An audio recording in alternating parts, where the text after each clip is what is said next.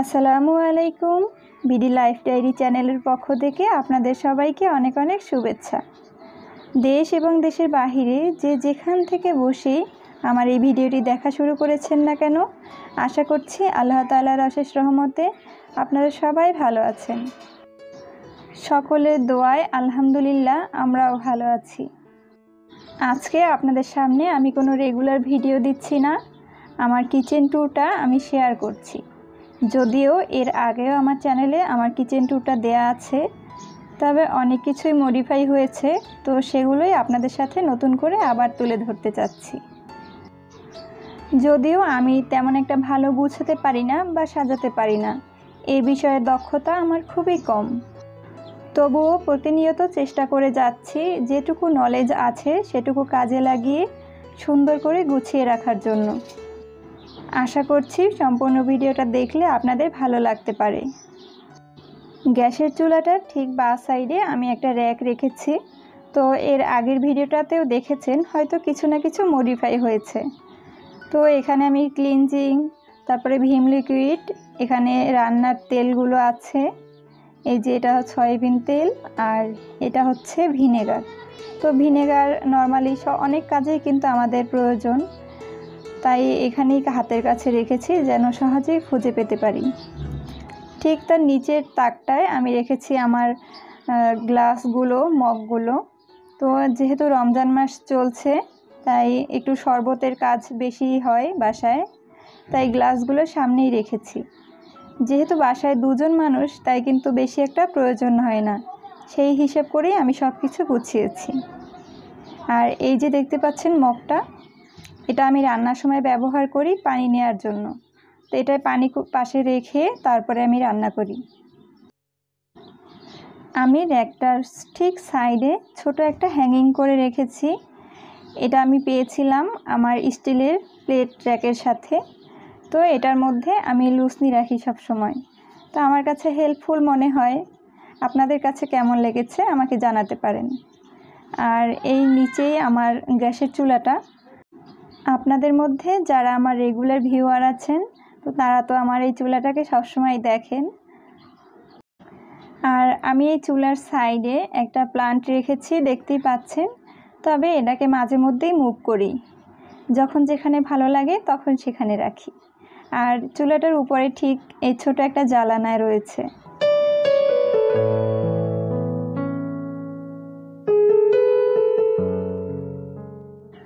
যেহেতু আমার রান্নাঘরটা খুবই ছোট, আপনারা কিন্তু দেখতেই পাচ্ছেন, তাই আমি যথাসম্ভব চেষ্টা করেছি যতটা সম্ভব মিনিমালাইজ করা যায়। তো এর জন্য কিন্তু আমি আমার প্লেট র্যাকটা জ্বালানার সাথে হ্যাং করে দিয়েছি। আর তারপরে আমি এখানে প্লেটগুলো ধুয়ে আমি এখানে রেখে দিই। এতে করে কাউন্টার টপের উপর কোনো বেশি একটা গ্যাদারিং হয় না, দেখতে ভালো লাগে।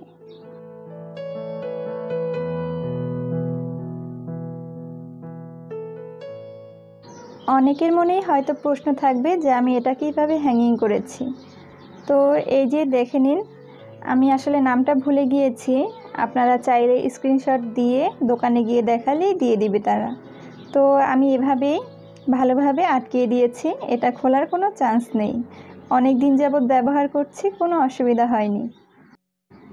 এখন আমি আপনাদেরকে আমার কাউন্টার টপটা দেখাচ্ছি।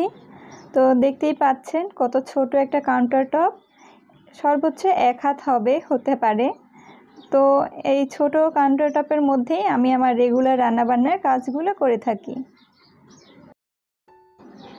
এটা আমি অনলাইন থেকে নিয়েছিলাম। তো এটার মধ্যে আমি স্পঞ্জগুলো রাখি, আর এটা হচ্ছে একটা লোশনের ডিব্বা। তো সেটার মধ্যে আমি ভিম লিকুইড ব্যবহার করি। আর ঠিক উপরেই আমি এখানে কিছু হুক লাগিয়ে রেখেছি। তো সেই ওয়াল হুকগুলোর সাথে আমি ধুয়ে হাঁড়ি পাতিলগুলো তারপরে রাখি। আর এখান থেকে পানি ঝরে গেলে তারপরে আমি নিচে একটা হাজি আছে, তো সেখানে রাখি। সেটা অবশ্যই আপনাদেরকে দেখিয়ে দিচ্ছি।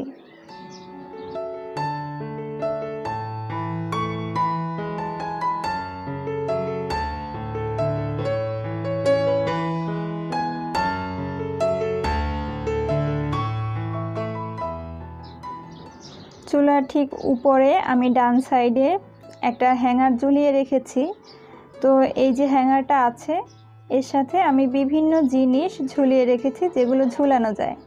তো দেখি কিন্তু বুঝতে পারছেন, যেহেতু রান্নাঘরটা ছোট আর কোনো সেলফ নেই, তাই এভাবে করেই চলতে হচ্ছে, এই আর কি। গ্যাসের চুলার ঠিক নিচের দিকের সাইডটায় আমি ডাস্টবিনটা রেখেছি। তো দেখতেই পাচ্ছেন, এভাবে করে আমি সবসময় এখানেই ময়লাটা রাখি। আর এই যে টোটালি আমার এই একটাই র্যাক আছে রান্নাঘরে, তো এখানে যত মশলা আছে আমি রাখি। তবে তেমন যে বেশি আছে তাও বলবো না, যতটুকু সম্ভব, যতটুকু প্রয়োজন ততটুকুই রাখার চেষ্টা করেছি।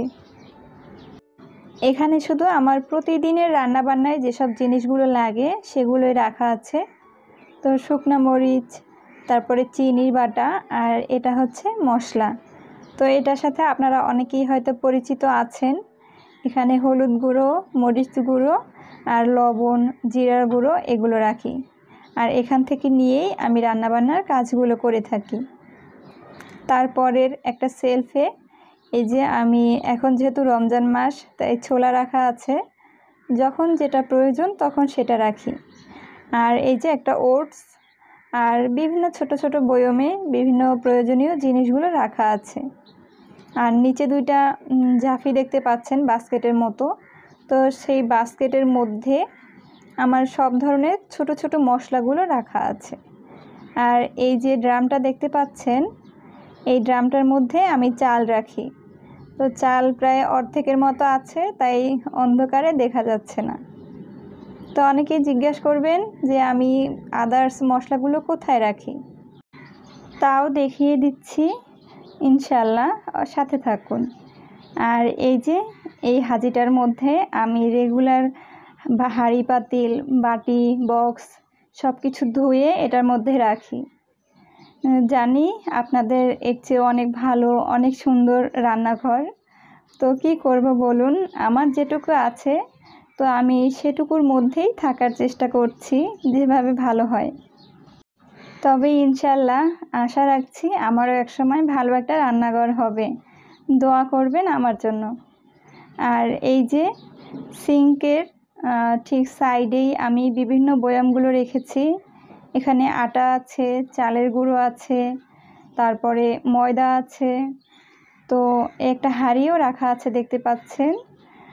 তো এই যে বয়ামটা, এটার মধ্যে হচ্ছে যত গুঁড়ো মশলার এক্সট্রা থাকে তো সেগুলোই রাখি, যেমন ডাল, হলুদ, মরিচ এগুলো ওই বয়ামের মধ্যে রেখে দেই। আর এই যে পাতিলটা, এটার মধ্যে আমি কেক বানাই মাঝে মাঝে। আর এই যে বয়াম, এখানে একটা পোলার চাল আছে আর একটা আছে লবণ।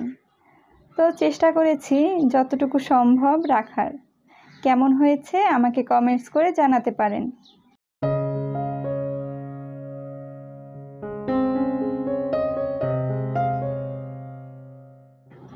আপনাদের কাছে ছোট্ট একটা রিকোয়েস্ট জানাচ্ছি, আমার সম্পূর্ণ ভিডিওটার মধ্যে আপনাদের কোনো অংশ যদি একটু ভালো লাগে তাহলে প্লিজ একটা লাইক দিয়ে দিবেন।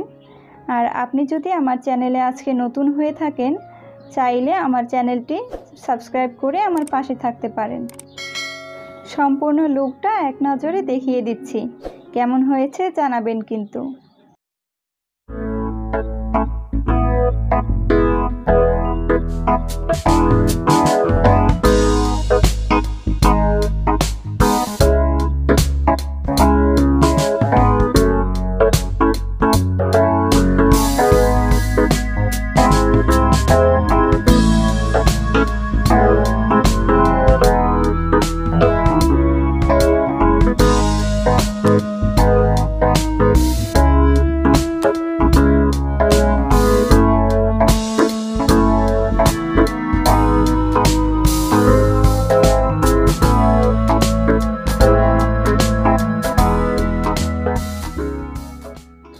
ভিডিওটি শেষ পর্যন্ত থাকার জন্য আপনাকে অসংখ্য অসংখ্য ধন্যবাদ জানাচ্ছি। আপনার ভালো লাগা মন্দ লাগার বিষয়টি আমাকে কমেন্টস করে জানাতে পারেন। আজকের মতো এখানেই বিদায় নিচ্ছি। সবাই ভালো থাকবেন, আমাদের জন্য দোয়া করবেন। আল্লাহ হাফেজ। আসসালামু আলাইকুম।